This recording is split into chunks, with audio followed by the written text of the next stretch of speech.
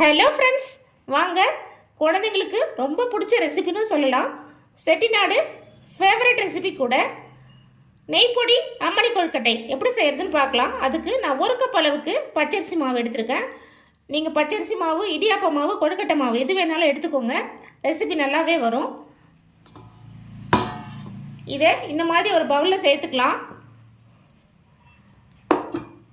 சேர்த்துட்டு ஒரு 1/4 ஸ்பூன் அளவுக்கு உப்பு சேர்த்துக்கலாம். சேர்த்துட்டு நல்லா மிக்ஸ் பண்ணிக்கலாம்.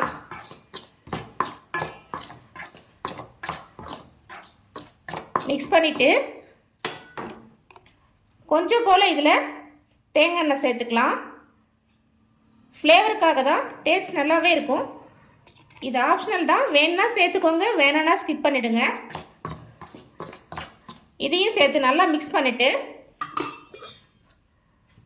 நல்லா கொதிக்கிற தண்ணியை கொஞ்சம் கொஞ்சமாக ஊற்றி இதை நல்லா கொழுக்கட்டை மாவு பதத்துக்கு பிசைஞ்சு எடுத்துக்கலாம். முதல்ல கையை வச்சு பிசைஞ்சிடாதீங்க, ரொம்ப சூடாக இருக்கும். நல்லா இதை மிக்ஸ் பண்ணிவிட்டு கை பொறுக்கிற சூடு வந்த உடனே நம்ம கொழுக்கட்டை மாவு பதத்துக்கு பிசைஞ்சு எடுத்துக்கலாம். மாவு பிசைஞ்சாச்சு. இப்போது இதில் கொஞ்சமாக இது போல் மாவு எடுத்து நம்ம சின்ன சின்ன உருண்டைகளாக உருட்டி எடுத்துக்கலாம்.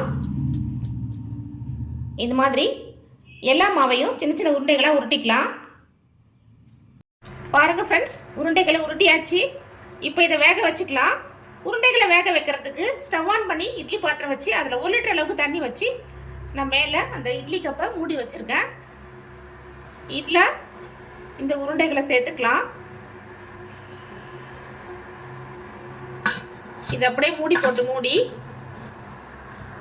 ஒரு 10 நிமிஷம் வேகட்டும். உருண்டைகள் வந்துருச்சா பார்க்கலாம். பாருங்கள், சூப்பராக வந்துருச்சு.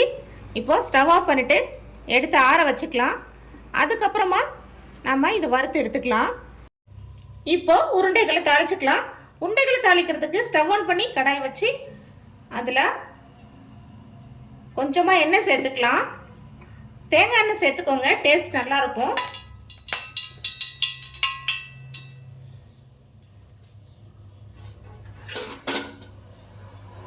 எண்ணெய் சூடானதும் கடுகு சேர்த்துக்கலாம்.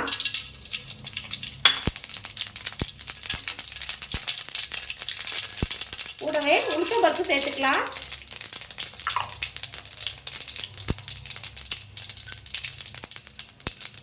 இதோட ஒரு 3 வரமிளகாய் சேர்த்துக்கலாம்.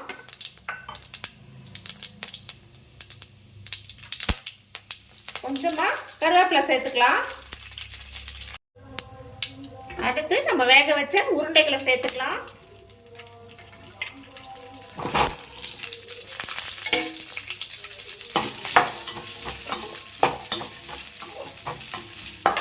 சேர்த்துட்டு இதோட ஒரு 1/2 கப் அளவுக்கு தேங்காய் துருவல் சேர்த்துக்கலாம்.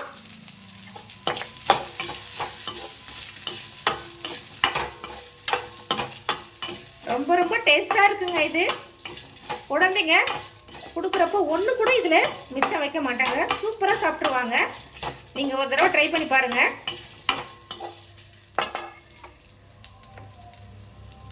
அதுக்கு மேலே இட்லி பொடி தூவிக்கலாம். இதுக்கு டேஸ்ட் கொடுக்குறதே இந்த இட்லி பொடியும் ஃபைனலாக சேர்க்குற நெய்யும் தாங்க.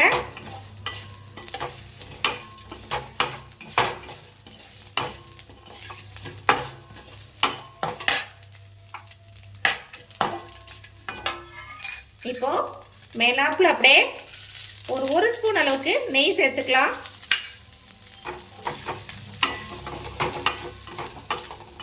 அவ்வளோதான் ஃப்ரெண்ட்ஸ், சூப்பராக தயாராகிடுச்சு.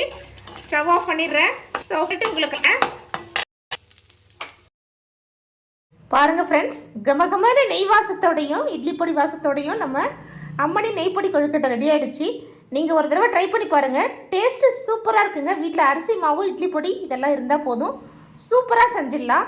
இந்த ரெசிபி உங்களுக்கு பிடிச்சிருந்தா லைக் பண்ணுங்கள், ஷேர் பண்ணுங்கள். அப்படியே மறக்காமல் நம்ம சேனலை சப்ஸ்கிரைப் பண்ணிக்கோங்க. Thank you friends.